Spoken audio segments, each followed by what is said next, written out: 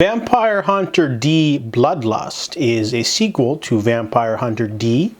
That movie came out in, I think, the 80s. It's an old school animation. I don't really love the original Vampire Hunter D movie, but the sequel is something else entirely. If you're unfamiliar, the story is about D. He is a dun peel. He is a half vampire, half human. So he's got so many of the strengths of vampires, but less of the weaknesses. He can handle a little bit of sunlight, but not too much. However, he's not as strong as normal vampires.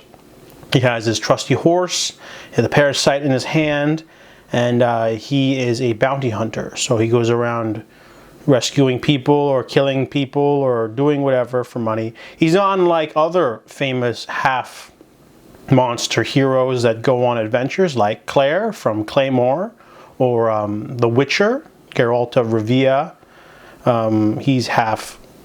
He's a witcher, yeah, he's not human, and they go around slaying monsters and things like that. So he's very similar to those two characters. I think there's a series of books. Anyways, in this movie, it's directed and the animation is done by Madhouse, and they are absolutely fantastic. If you don't know who Madhouse are, they do a lot of anime shows, but their animation is pretty fantastic. They do a lot of television shows, and back in 2001 they did this movie. This movie, the animation is absolutely gorgeous. I haven't seen this movie in a long time. I've seen it many times. I think the first time I watched it was on YouTube. It was low quality.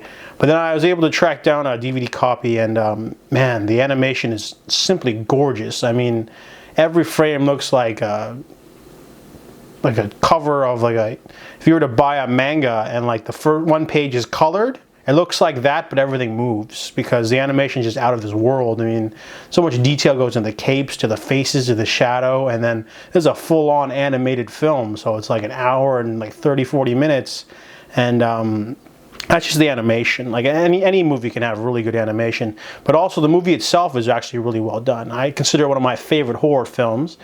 Basically, D is given a lot of money, not a lot of money, but he's given a bounty to go rescue a woman from a vampire who kidnapped her in the middle of the night.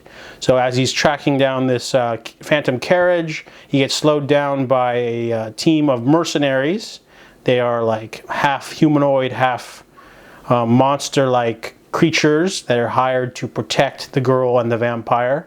And then meanwhile, he's also dealing with rival bounty hunters who are also on the prowl for the reward.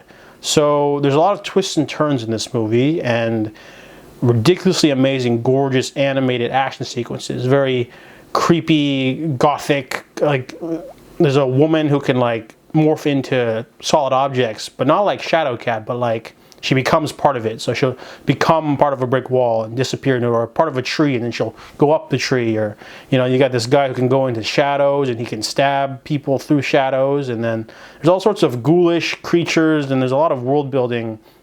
Not just vampires, but there's ghosts and things like that. And there's a werewolf man who's really cool. This movie has amazing action sequences. It's very gruesome and gothic and horror.